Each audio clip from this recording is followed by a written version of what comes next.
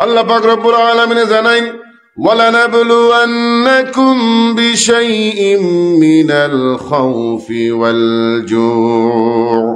وَالْجُوعِ وَنَقْصٍ مِّنَ الْأَمْوَالِ وَالْأَنفُسِ وَالثَّمَرَاتِ সুবহানাল্লাহ وَلَنَبْلُوَنَّكُمْ بِشَيْءٍ অবশ্যই আমি তোমরারে পরীক্ষা করব মিনাল খাউফ তোমরারে ভয় দেখাইয়া তোমরারে ডর দেখাইয়া কইনা সুবহানাল্লাহ কি জাত ভয় ভূত ফেরতর ভয় তা নেই অতই না না ও ভাই ইমান যদি ভিতরে থাকে তাইলে ইমানের উপরে অনেক হামলায় কিলা বলে আপনি যদি একটা ওয়াজ মাহফিল করার জানিনো বাধা আছে না নাই একটা মাদ্রাসা করতে গেলে বাধা আছে না নাই একটা মক্তব একটা এতিমখানা করতে গেলে বাধা একটা বামপন্থীর বাধা আছে এরপরে যদি দুনিয়ার জমিনে কেউ অন্যায় করে কেউ জুলুমবাজি করে তার জুলুমর মোকাবেলা করাত গেল আপনার উপরে ভয় হুমকি হামলা মামলা এটা আছে না নাই আছে ইতিহাসের সবচেয়ে বড় এই জালিম এক বাদশা আছিল হাজ্জাজ বিন ইউসুফ নাম হচ্ছে নিয়ে এ রাসূলুল্লাহর অসংখ্য সাহাবী এবং তাবেঈরে জবাই করে হত্যা করছেন কইনা নাউযুবিল্লাহ সর্বশেষ যে তাবেঈরে হত্যা করছিল তার নাম আছিল সাঈদ ইবনে জুবাইর রাহমাতুল্লাহ আলাইহি ইসলামের ইতিহাসে ৬০ জন আসলা যারা ২ রাকাত নামাজ ও পুরা কোরআন তেলাওয়াত করে লিতা সুবহানাল্লাহ এর মাঝে ২ জন আসলা সাহাবী ২ জন আসলা তাবেঈ ও ৬০ জন সাহাবী ২ জনের মাঝে একজন হইল হযরত উসমান ইবনে আফফান রাদিয়াল্লাহু তাআলা আনহু আর একজন হইল হযরত তামিম দারি রাদিয়াল্লাহু তাআলা আনহু আর তাবিঈদের মাঝে ২ জনের মাঝে একজন হইলা আমরা ইমাম আযম ইমাম আবু হানিফা রাহমাতুল্লাহ আলাইহি আর ২ নম্বর আসলা সাঈদ ইবনে জুবাইর রাহমাতুল্লাহ আলাইহি সুবহানাল্লাহ তাই মানুষগুলোর সামনে গিয়া হাজ্জাজ বিন ইউসুফের বিরুদ্ধে প্রচার প্রসারণা আরম্ভ করলা যে এই মানুষটা জালিম এ রাসূলুল্লাহর অসংখ্য সাহাবী এবং তাবেঈরে জবাই করিয়া হত্যা করছে হাজ্জাজ বিন ইউসুফের খানো যখনই খবর গেল তান্ডে দৌড়াইয়া নাইল খবর তার পাইক পেয়াদা ফাটাইয়া আনার বাদে জিকায় তুমি বলে আমার বিরুদ্ধে মাত্রায় তাই নিরাই বইতাছে না নামাতিয়া কারণ তাই জানোই মান সাকাতা নাজা যে চুপ থাকে নাজাত ফেইলায় মনে করছে না নামাতি বইলে মনে হয় আমারে ছাড়ি দিব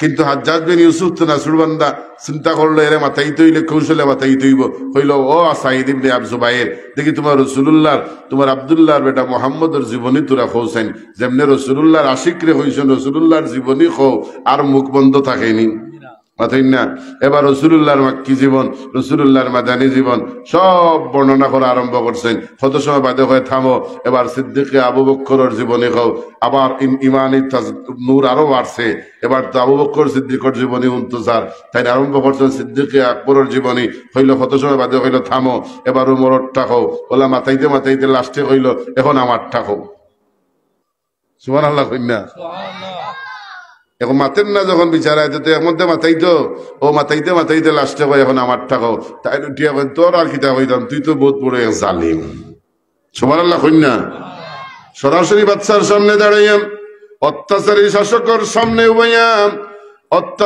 অত্যাচার চোখ তুলি আঙ্গুল তুলিয়া দেখানির নাম হইল সবচেয়ে বড় জিহাদ অত্যাচারী শাসকের সামনে দাঁড়াইয়া সত্যের আওয়াজ তোলাটাই হইল সর্বপ্রথম জিহাদ তাই চিন্তা করছেন আমার যে মারি নিব কইলাস তুই তো সবচেয়ে বড় জালিম তুই রাসূলুল্লাহর অসংখ্য সাহাবী এবং তাবেঈরে জবাই করিয়া হত্যা করছ এবার হাজ্জাজ বিন ইউসুফ কয় জাল্লাদ আসল খবর বার হয়ে গেছে রেডি হও এবার রাসূলুল্লাহর তাবেঈ হযরতে সাঈদ ইবনে জুবাইর রাহমাতুল্লাহ আলাইহি তাই না কে কইলা রে হাজ্জাজ তুই এবারে মারিলেইতে মারিলা তবে মারার আগে যদি সুযোগ দেস তাইলে 2 রাকাত নামাজ পড়ার সুযোগ দে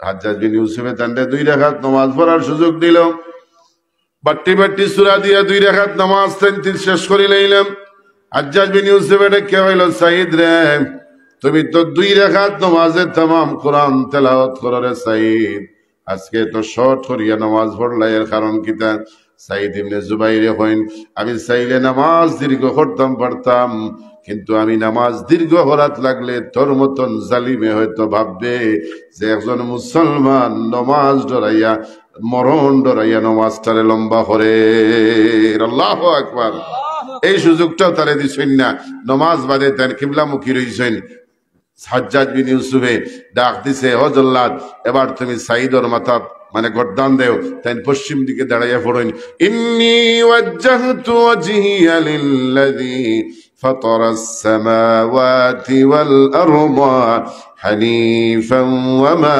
আনা মিনাল মুশরিকিন।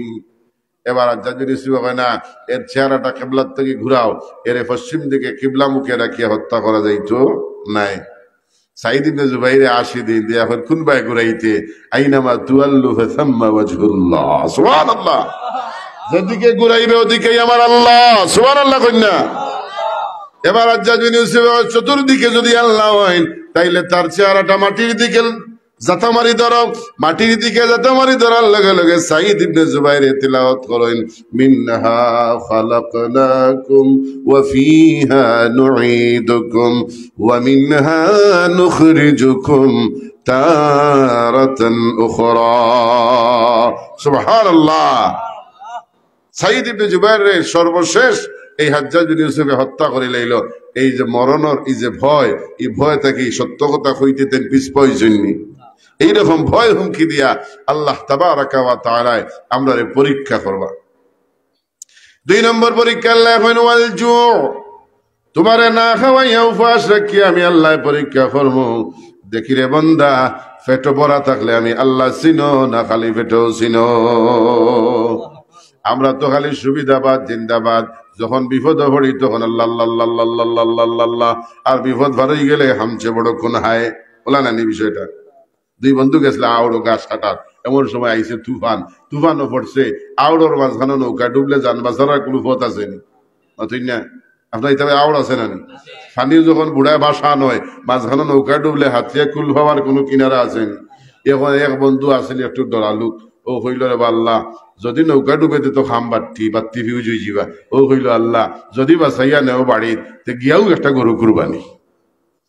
ইলা মানুষের নিয়ত করেননি না? না, বিপদ পড়লে তাই না বিপদ পড়িয়া নিয়ত করছেন, বাঁচাইয়া আল্লাহ 10 বানি লিছেন। 1 মাস গেছে গরু আর কুরবানি দেয় না। ওর লগর বন্ধু এদিন বাজারও হইয়া দিকেইল, বন্ধু ও যে 1 মাস আগে আরো এক তুফানও পড়িয়া খুঁজলে বাড়িতে গিয়াও গরু কুরবানি দিসলেনি। বলে কি ওর আল্লাহ ডর দেখাইছিল, আমিও এক লুপ দেখাইছি। জোরে হইতে হইব নাউজুবিল্লাহ। আমরা ওজাত সুবিধাবাদ বন্ধা নাইনি। যখন বিপদ পড়েন হাজি সাহেব প্রত্যেক দিন 5 ওয়াক্তের নামাজ মসজিদ, ইমাম সাহেব জিকাইলা হাজি সাহেব আখতা দেখি মসজিদ মুখে কিতা বিষয়? বলে হুজুর দোয়া করেন যান, লন্ডন আমার ভুয়া কোথায় ধরা খাইলিছে। ও তাই 15 দিন ধরে মসজিদ, 15 দিন বাদে আর আইন না। হুজুরে বাজারও সাহেব বাজার ভাইয়া জিকাইলা, ও সাহেব আর দেখি মসজিদ আইন না। বলে আপনার দোয়ায় আমার ভুয়া ছুটি গেছে। ভুয়া ছুটছে মানে আর নামাজের দরকার আছে না? আমরা তো ওলাও বন্ধা নানি না। আল্লাহর বান্দারা আমি দেখবো উভয় অবস্থা আমি আল্লাহরে চিননি। তোমার দারিদ্রতায় আমি আল্লাহ চিননি, তোমার ধন সম্পদ থাকলে আমি আল্লাহ চিননি, তোমার পেট ভরা থাকলে আমি আল্লাহ চিনো, জেলা পেট খালি থাকলেও ওলা আমি আল্লাহ চিননি।